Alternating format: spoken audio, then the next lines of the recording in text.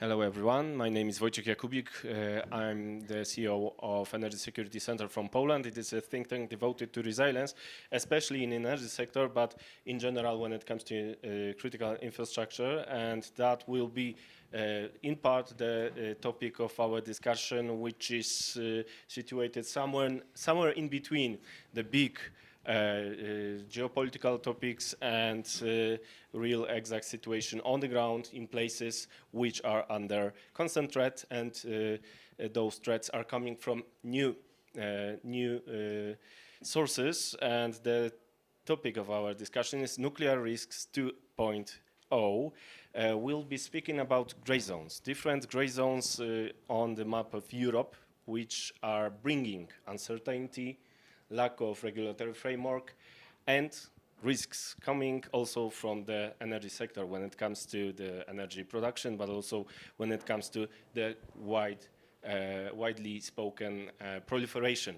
When it comes to proliferation in this context, we can speak about, of course, obviously occupied parts of Ukraine, but also Transnistria, also Kaliningrad Exclave, and we brought distinguished guests which will speak about those topics with us.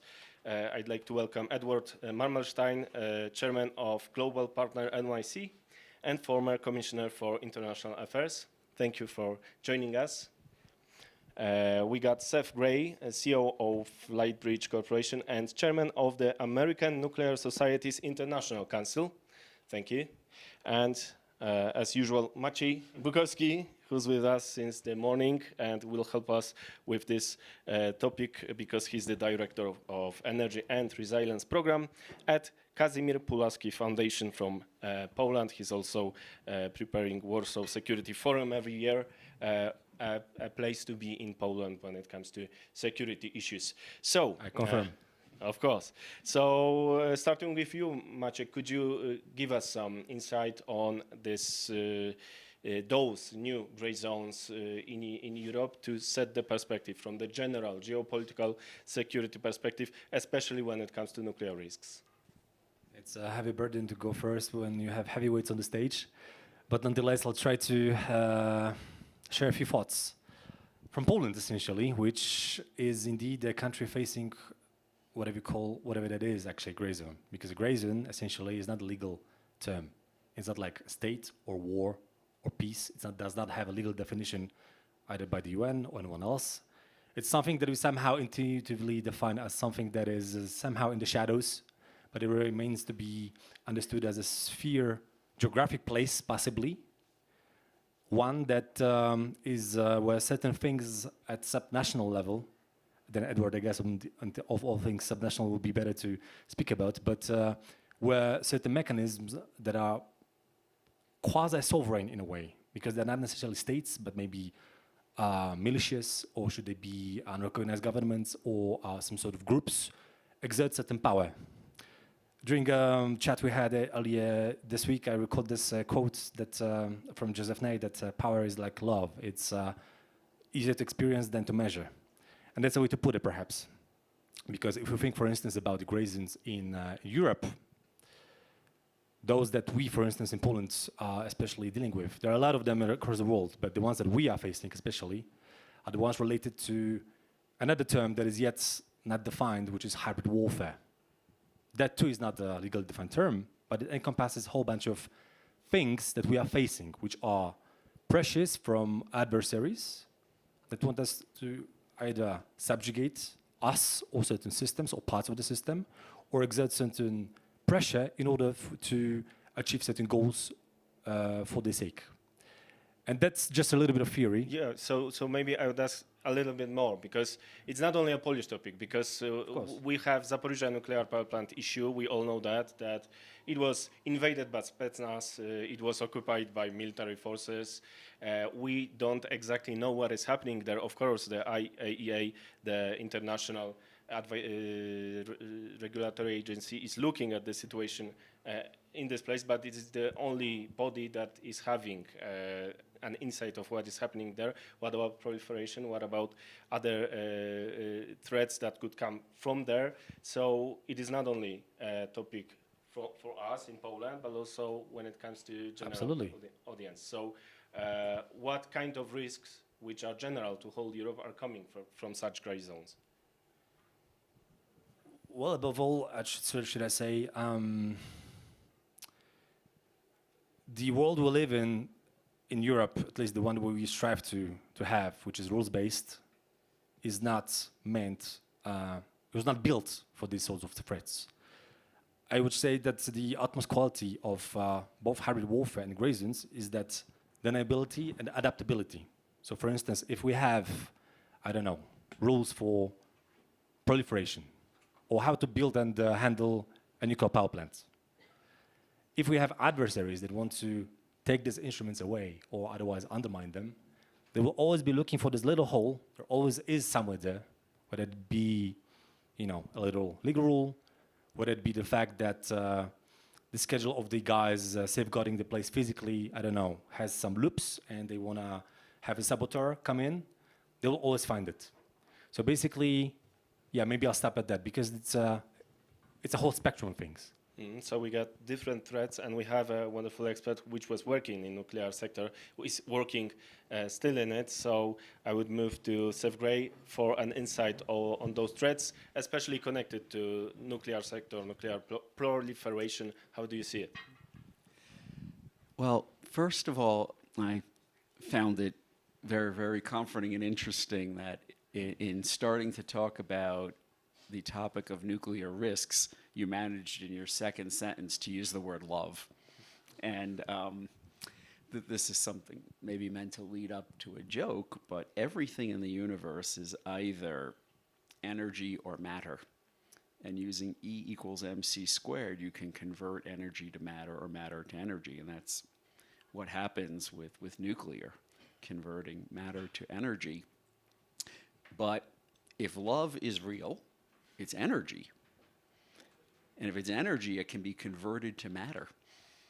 And therefore, we can make a loaf of love. We can make some physically hard love to show people. That's not the case in our part of the world lately. So in any case, the nuclear security regimes are based on local response.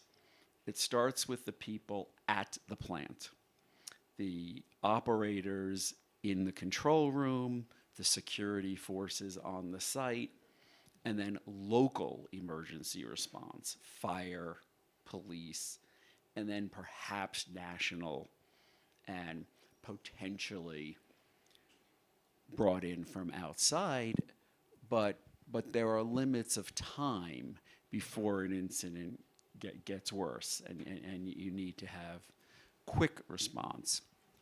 And the facilities were designed to be very robust, to withstand all sorts of incidents.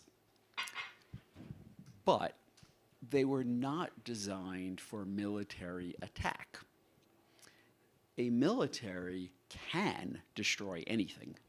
There is literally nothing that could be built in the world that Russia's military could not destroy.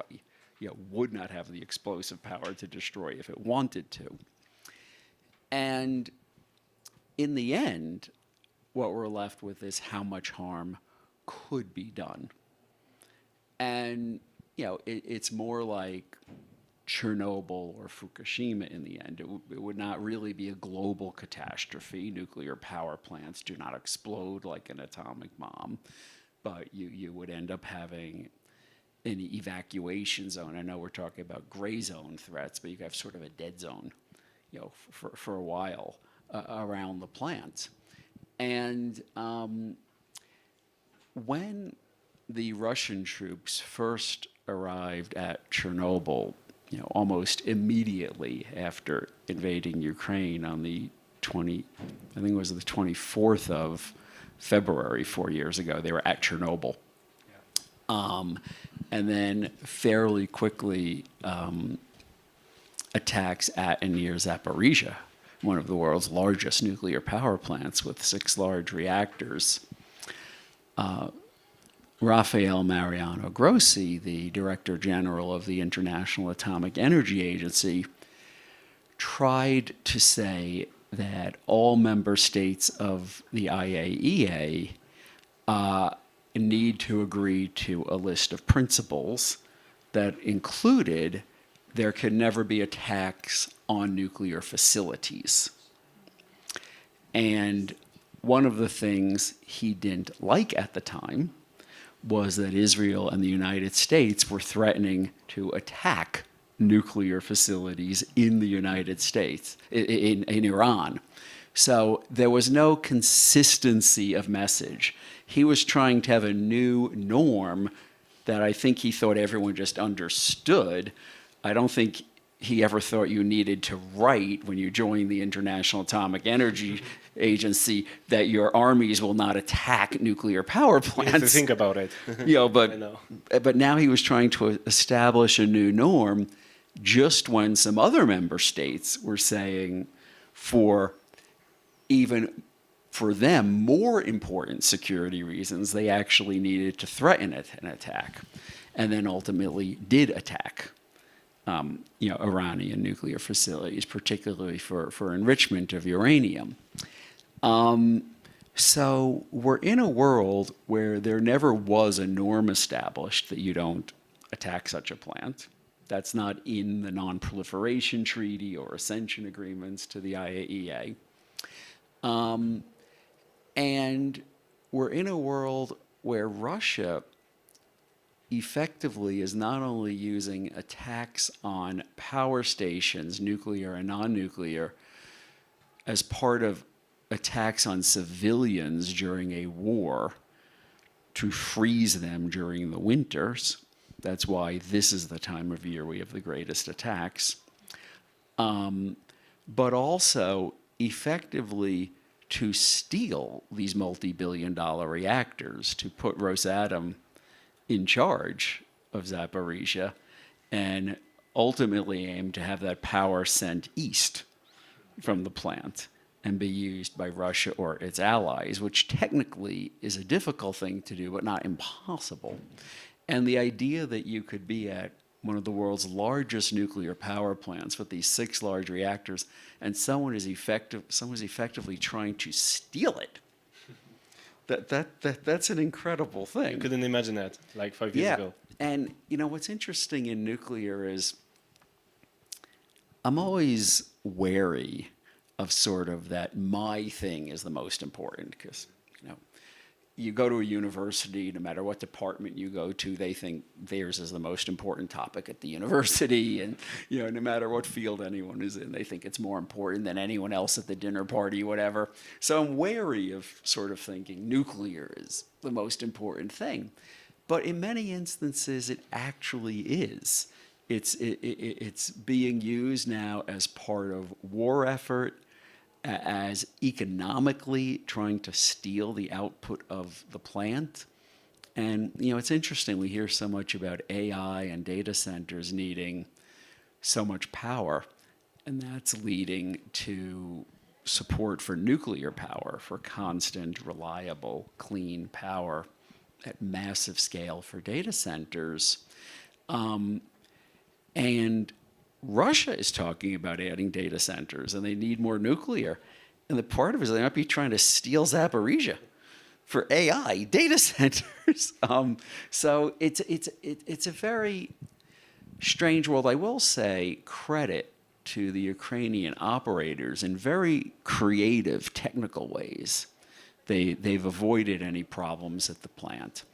And by having the reactors in what's called cold shutdown, and cold means it's below the temperature at which water can boil inside those reactors, that they require almost no power just to keep the safety systems operating.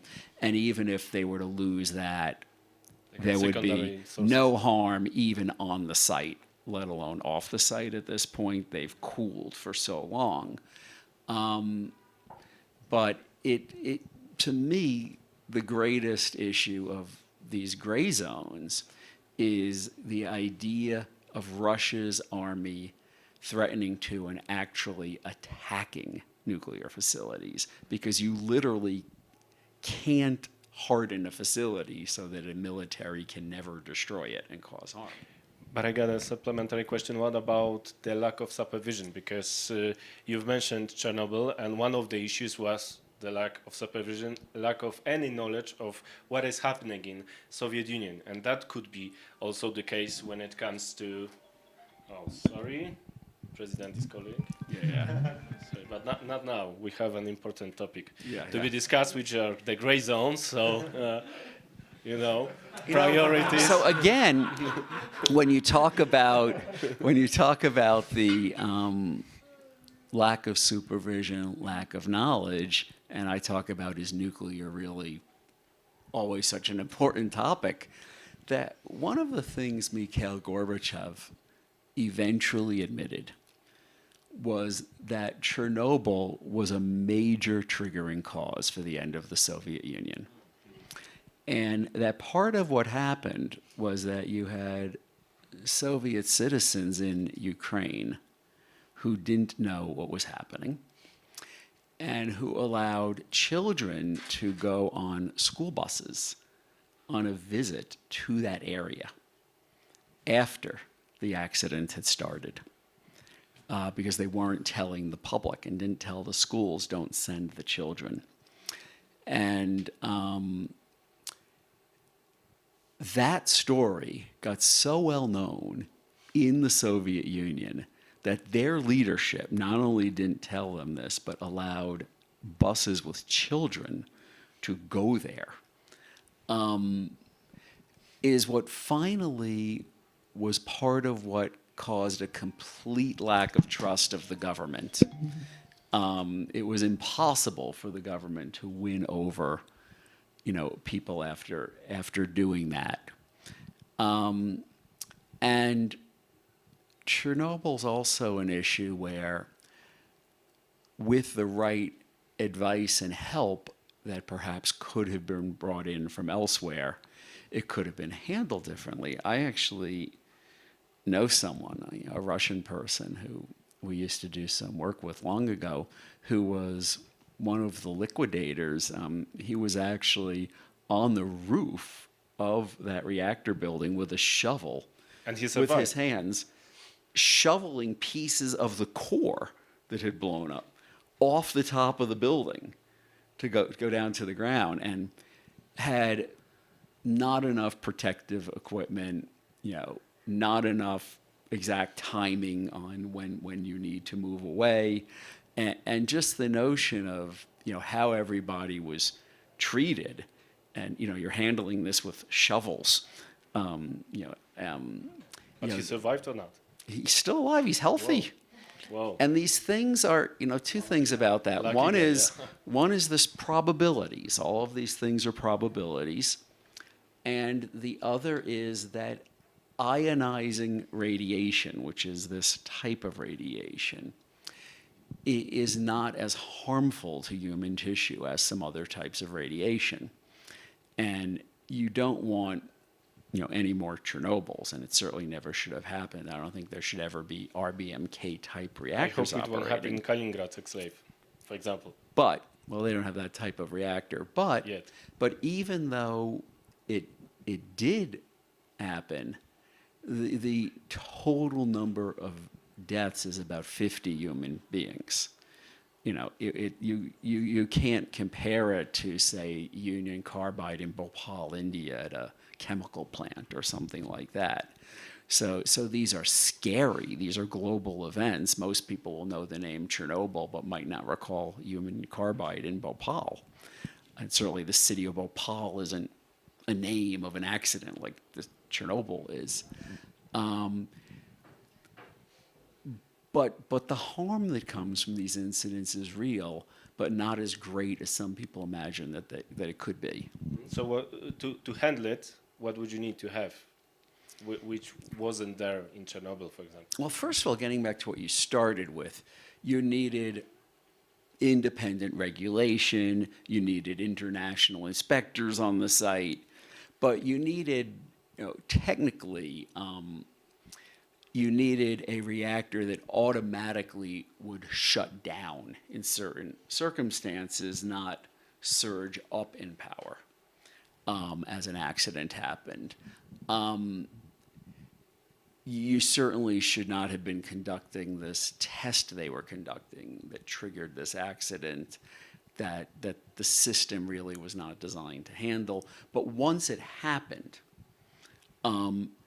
you could have had heavy lift helicopters with water, maybe what's called borated water, and a substance that absorbs neutrons that you could drop. There are things you could do. It's actually true also at Fukushima. There's probably things the American Navy could have done to have prevented the gas explosions at those buildings. But had you been honest in the moment, there are capabilities, particularly from heavy lift helicopters that I think could have been used, and having human beings with shovels standing on buildings, it really was not how to handle this. We got a lesson of Chernobyl, of course. Thank you for this input, and we're moving to different perspective, the perspective of a great city of NYC and Edward Mermelstein, which is handling the security issues inside of the city. It was mentioned that you need to have citizens which are reacting to threats, which are properly prepared for it, which are signaling stuff before something happens, quickly after something happens, to make those all security mechanisms work. How does it look, those gray zones issue in general? How is it looking from your perspective? So first of all, thank you to Polish Business Hub, and thank you, gentlemen, for inviting us to be here. So the way I look at it is New York as a city is almost an analogy to a gray zone, because we are a primary target for pretty much anything that happens globally.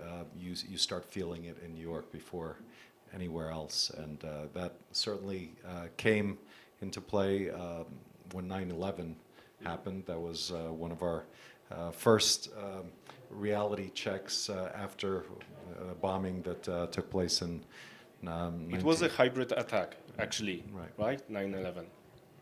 But we get to see those types of attacks on our infrastructure on a fairly regular basis. So while my expertise, nor is it New York's expertise with respect to nuclear disasters that I think happened a little bit north of us many decades ago, but with respect to major disasters that can occur, we get to see this in New York, whether it's attack on our infrastructure in terms of cybersecurity, in terms of our ports, or just in general.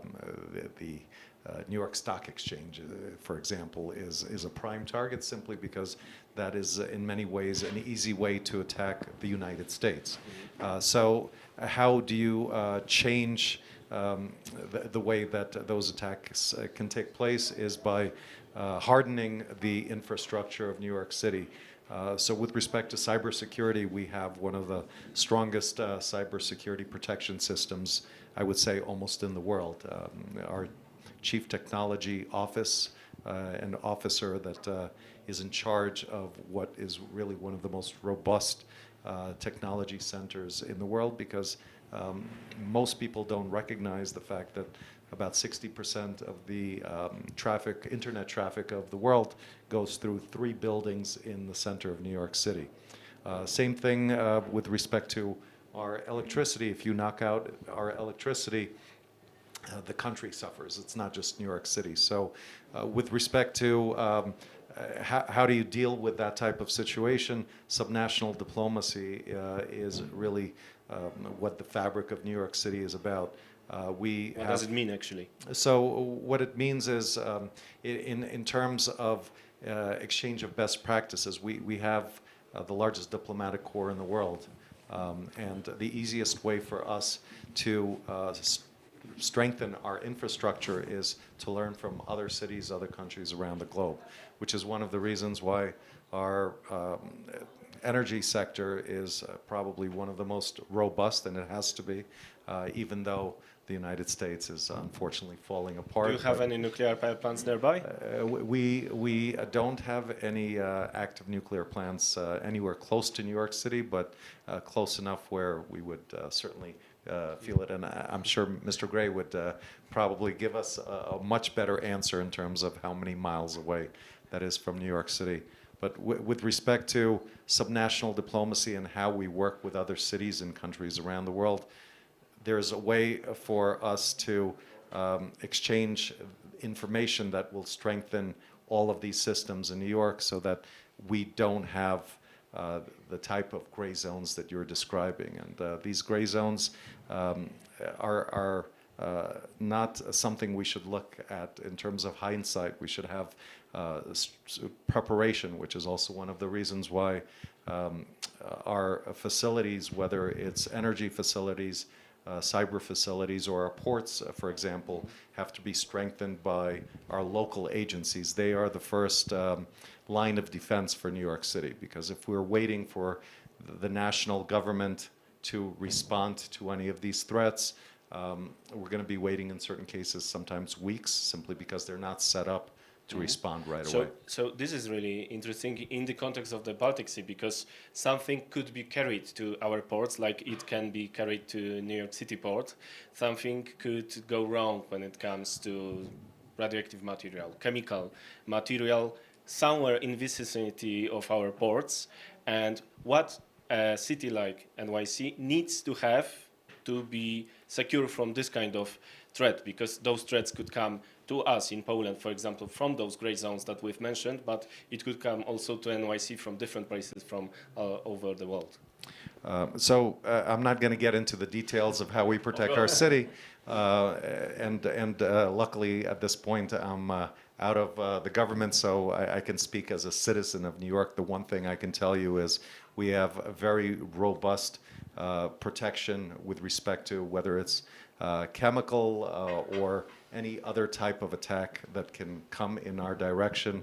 So whether it's the New York Police Department, whether it's our cybersecurity center, there are mechanisms in place.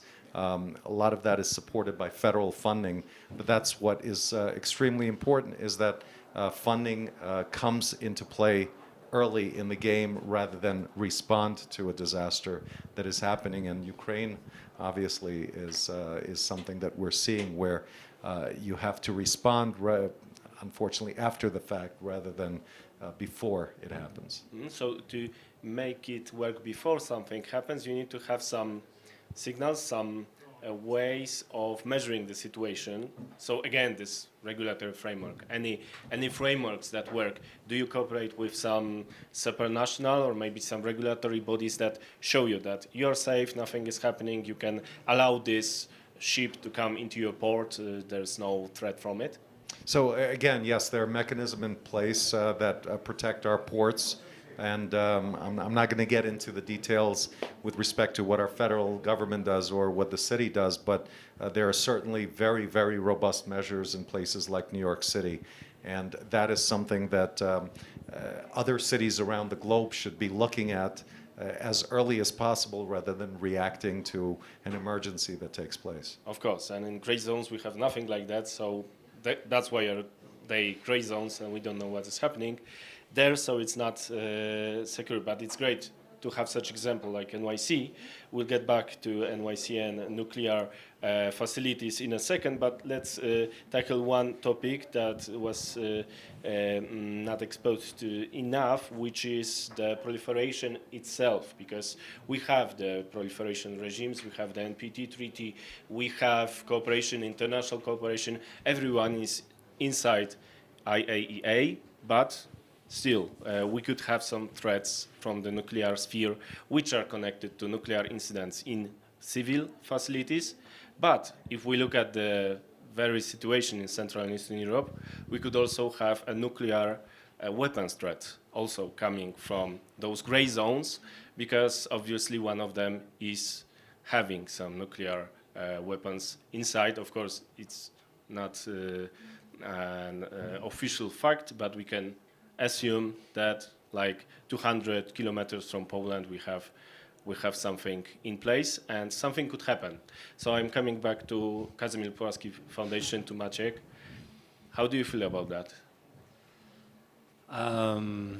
For a second, I wonder how the President of the Republic of Poland feels about it, who just dropped by, if you haven't seen him. For the record, I'll say that, half jokingly, but half seriously too. The topic is serious, and I'm hoping that the highest echelons of power are indeed paying attention to this. You know, in Poland, it's very difficult to actually, for us to have a very critical and assessment of these things, because we do not yet have nuclear.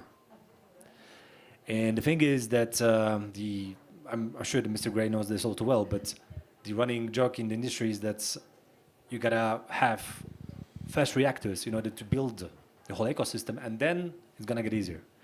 We almost had one soon before the whole communist system collapsed, but because it was inefficient as it was, the ball was dropped soon before the whole thing was commissioned. So here we are, actually almost 40 years later, trying again to catch up with the time lost. And in terms of proliferation, I mentioned that thing that we don't have yet the nuclear industry rather than even power plants as such, because power plants, I think, are an extension of the fact that we have the industry and the capacity and the engineers and the brain power and so on and so forth. Everything is in progress. Exactly. And then if we switch the needle to nuclear arms and proliferation in that sense, which of course they both narrow down to the fact of broad proliferation as a phenomenon, uranium, enrichment, and so on and so forth, of which you can eventually possibly do too. That's the whole pinnacle of the problem in Iran, right? For instance, that they claim that they want to have this for peaceful purposes, yet they, all the, I guess, intelligence security services in the world, they fear that it's going to be used to a different aim. But in Poland, in terms of the nuclear armaments, thus far, we have only been on the receiving end. Whether we are or not on the nuclear umbrella, I'm not 100% certain, but I think there were never nuclear arms stationed in Poland. Well, there are some discussions about the communist government in Poland that was allowing some works, exactly. Also uranium mines in Poland. Right, but I think at the end of the day, you really need to have to certain exposure to the subject in order to have an actual idea about it. And so I wouldn't tend to say that in Poland, for instance, the nuclear thinking and thinking about proliferation has really reached the level of seriousness that it should reach. But just a couple of weeks ago, there was this one book that was published called Our Bomb. So you can figure out what the thing is about. Basically, whether we should or should not begin the discussion on having our own nuclear security system, given what's happening in the world. Now, going back to your question, could you just repeat? Proliferation. The threats coming from the hypothetical situation that we are having some nuclear incident with nuclear weapons, like somewhere close to Poland's border. Well, first, maybe speaking as a citizen, a concerned citizen from that perspective, it seems as if there is one single issue internationally that seems to be having been handled fairly well, even in spite of all these tensions that are only, doubling down not even year, not even month, maybe even every week lately. That was nuclear proliferation, because after all, apparently, when the Soviet system collapsed, there were several hundred nuclear warheads that a lot of people say that some had got lost, and yet none of them really exploded in any place significant, or actually maybe in any place at all. Thanks to the regulatory regime and agreements, international agreements, well, right? That's not the knowledge I'm in the possession of, but I would rather tend to say that there are maybe higher echelons of power and intelligence exchange that allowed this to happen, certain cooperation. Because at the end of the day, I mean, there are these power struggles between U.S., China, Russia, and so on and so forth. But none of them wants a nuclear power plant to have yet another incident, and none of them wants a nuke to go off somewhere, because this creates a precedent that it's like in the Nash equilibrium, that none of them can improve their situation in that sense, in that situation. And therefore, none of them has an interest for that to happen. So this is one field on which they cooperate. And now where this goes forth, and now maybe I put my security hat from the Kazimir Pulaski, which is an interesting place that all of you who are security oriented and have not yet been to Warsaw in the fall, I strongly recommend that you go. And not doing the advertisement part now, but the thing is that we have people coming from different, not only walks of life, but representing different sorts of institutions who share their views, including on that. And some of the takeaways from last year is the fear, indeed, that the intelligence sharing that has worked thus far in proliferation may stop at some point because of the extent of tensions we're experiencing. And then something might happen because of omission, because of lack of communication. Hope not, but as they say, I think in the US Army, hope for the best, prepare for the worst. As usual, as usual. So going back to the bright side of life and the positive solutions, because one of the positive conclusions we have so far is that the nuclear energy is quite safe, because in spite of what is happening in Ukraine, in spite of Spetsnaz landing on Zaporizhia Nuclear Power Plant's roof, nothing happened in terms of nuclear safety breaches. So coming back to Seth, I would ask about the recommendations of standards, some specific standards of safety and to be introduced. Let me bring this also back to proliferation, which is part of this. So we start with the Non-Proliferation Treaty. And Article 1 says countries that have nuclear weapons can do nothing to allow that technology to go to anyone else. Article 2 is the countries that don't have nuclear weapons should do nothing to receive such technology of how to develop bombs. And part of Article 4 says that the parties to the treaty that do not have nuclear weapons have the right to develop nuclear energy, and that countries in a position to help them have an obligation to help them develop nuclear energy. So a bargain within the treaty is that countries that don't have nuclear weapons get nuclear power if they want it, as part of never accepting nuclear weapons. And how does nuclear power relate to nuclear weapons? It's not exactly related. So in Back to the Future, Doc Brown needs plutonium to power the DeLorean, and he steals it from the local nuclear power plant. In fact, there's no plutonium you could steal from a nuclear power plant.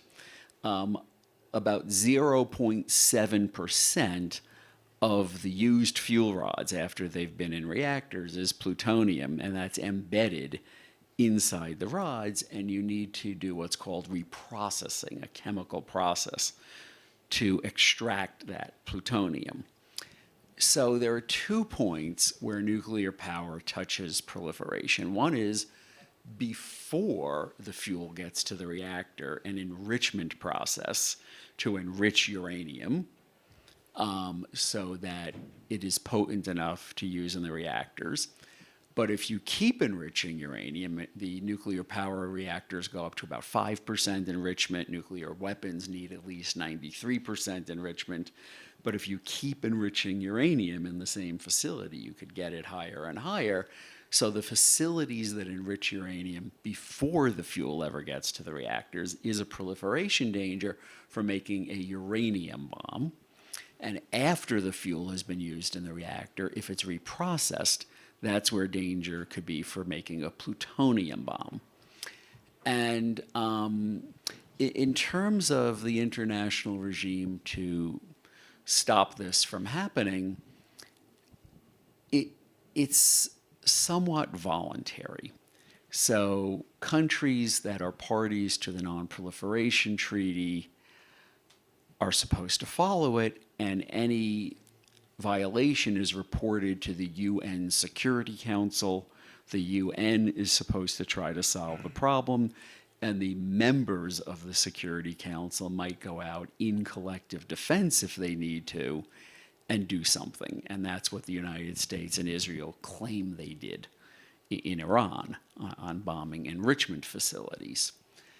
And there's, when countries join the International Atomic Energy Agency, they can voluntarily enter at a higher level, signing what's called an additional protocol. And for example, this is something the United Arab Emirates did before starting its nuclear power program, that basically allows the inspectors from around the world to go anywhere at any time in the country and ensure that nothing is happening. But in many places, it's just declared facilities that the inspectors could get to. So you can make some fake visits from inspectors. Well, it's not fake visits. It's that you might have some facilities inspectors don't see, more likely. So making a nuclear weapon is 1940s technology. The bomb dropped on Hiroshima was the first uranium bomb in the history of the world. They didn't even test one in the Manhattan Project because it was so certain to detonate. The one dropped on Nagasaki was the first plutonium bomb, so they used one of each, and that was the same as the bomb that was exploded at Alamogordo. You saw at the end of the Oppenheimer movie, if you saw it. That was the bomb they tested. They didn't even bother testing uranium bomb. They were so certain it would work.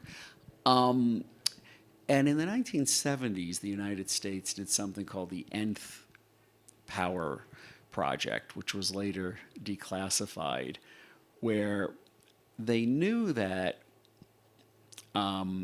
designing a bomb with 1940s technology would not be that difficult in later decades, but they wanted to see just how difficult it might be.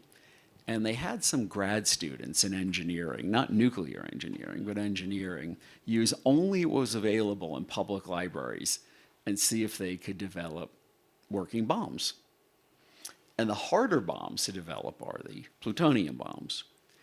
And using only publicly available information from the 1970s, they turned in their designs and were told, yes, if you had access to plutonium, these would have worked. And you really needed only equipment available in a high school machine shop.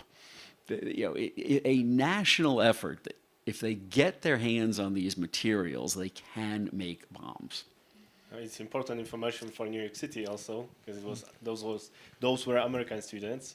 So going to Edward, I would ask about the lessons from New York City experience, looking at what's happening in Ukraine, looking at what's happening in such gray zones. What measures would you recommend to be implemented for greater security of NYC, other cities, and general the Western world? Well, the one thing that I think New York does quite well, and it's certainly because it's the largest municipal economy in the world, so it makes things a lot easier to spend money on what would be considered the best of the best in terms of protective measures.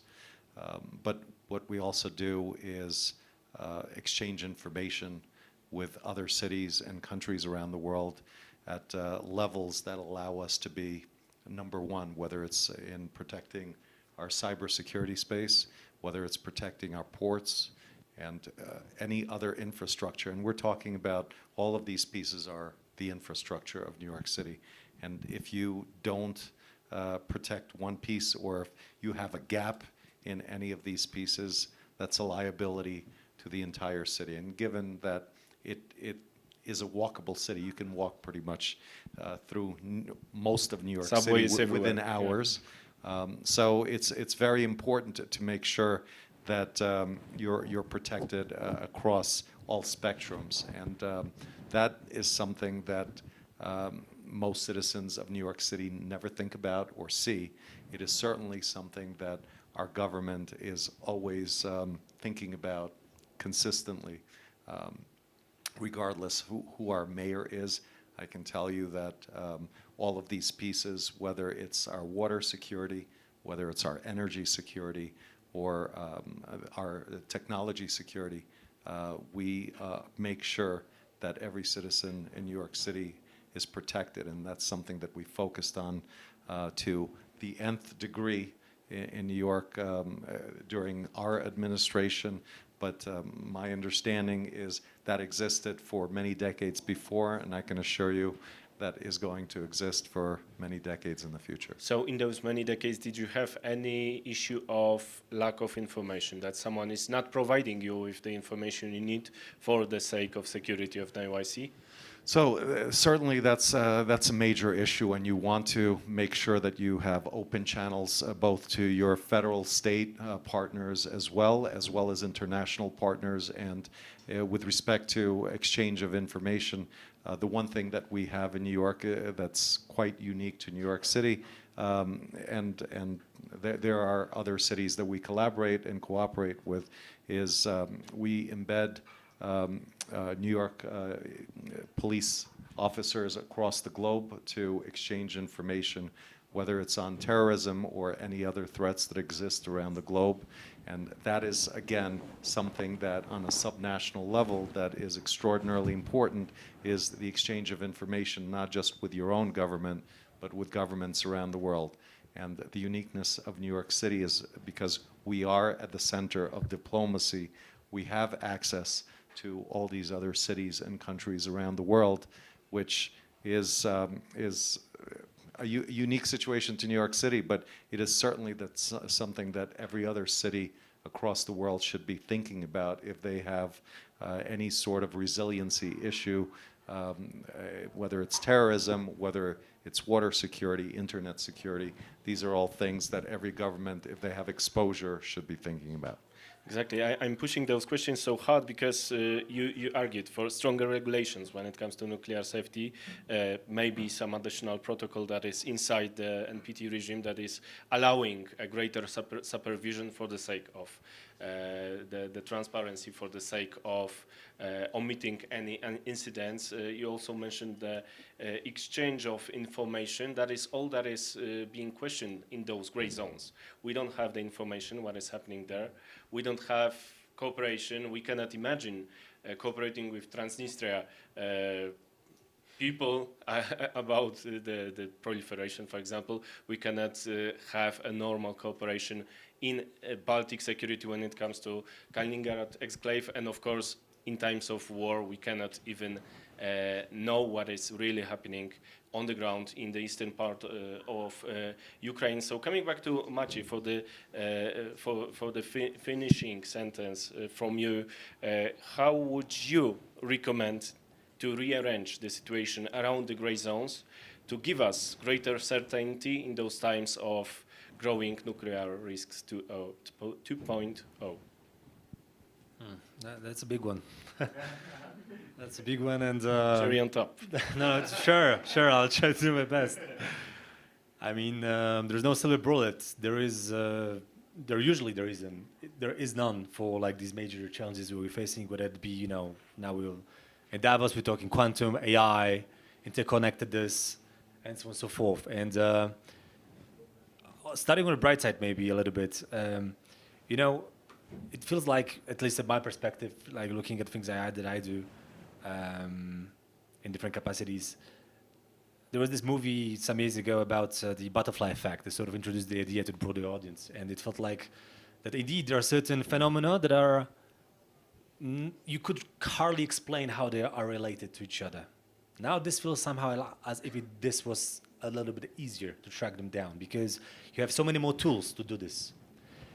But that goes both ways. Transparency. For instance, if you take satellites, like we had Rafał Modrzewski from ISI, great company, by the way, that does satellites, Polish-Finnish company that does high-resolution satellites for all things from agriculture to military. Apparently, Ukraine would be pretty much blind if it wasn't for that technology. They look from up the sky, but so do Russians. And so basically, any move, any brick, anything you do, it's all out there instantly. So it cuts both ways, and basically adaptability is something that allows both, gray zones to survive and thrive. But adaptability is also something that the non-gray zones, those are going to be transparent, like sovereign states in the West, that they should be striving for. And so with this in mind, as a sort of like a theoretical pinnacle about in terms of how to structure up things, what I would say is that the bottom line of what is absolutely needed, and I know it's a word that we all repeat all too often, but still I'll use it again, it's cooperation. Mm-hmm. And then definitely cooperation can be many things. But for instance, one of the phenomena we witness now globally is that regionalization 3.0 maybe in a way. Mm-hmm. Because we are now regrouping around certain interests that are maybe regional and not necessarily so common to places elsewhere. Like for instance, if you take the war in Ukraine and the European Union, if ever this, and hopefully not, but if ever this war, escalates further, I will not be blaming as a Pole sitting close to the frontier, the Spaniards or the Portuguese for not coming to our rescue, because they have other challenges that are closer to them. But we share that interest, let's say, with Sweden, with Norway, with the Baltics. And going back to the Kaliningrad Exclave, it's something that actually we have right in the middle. And so for that, all the non-transparent ways in which Russians proceed, which has become a sort of a tool of art for them, modus operandi, we gotta recognize that this is the way they do the business. And I cannot wrap my head around the fact that we are 4 years into this hot phase of the war, and there are still people screaming in the EU or elsewhere that we can somehow, cut a deal for them. Because essentially, just one more last thing about that, and then one more about the cooperation. Mm-hmm. Going back to Russia as a sort of a gray zone pusher. There was this one French Sovietolog back then, Alain de Carrère. She wrote many decades ago that the thing about Russia is that it's based on the principle of imperialism, and the function of imperialism is expansion. So unless they change the paradigm, this will never end. And so therefore, unless we make them non-imperialistic, which is not going to change with our regime change, they will continue to expand because this is the function of their system. And it's unlikely that the regime will change because it's not coming.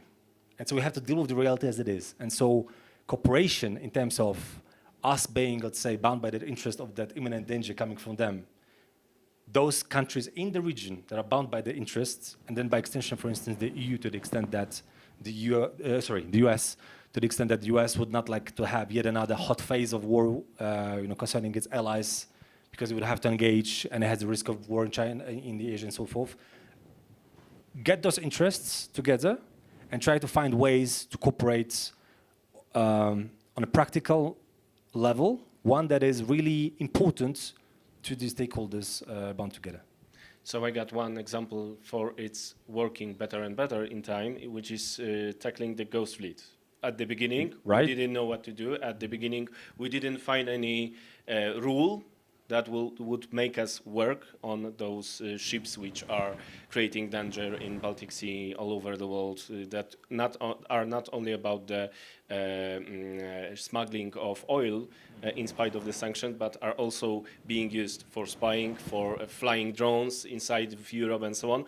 We found the way, finally, in Europe, in US. Can I just add one little thing to this? Because what gets lost in translation somehow, oftentimes we talk about the shadow fleet, is the fact that at the end of the day, I'm not going to be a scaremonger, but I'm going to say it anyway, because it's important.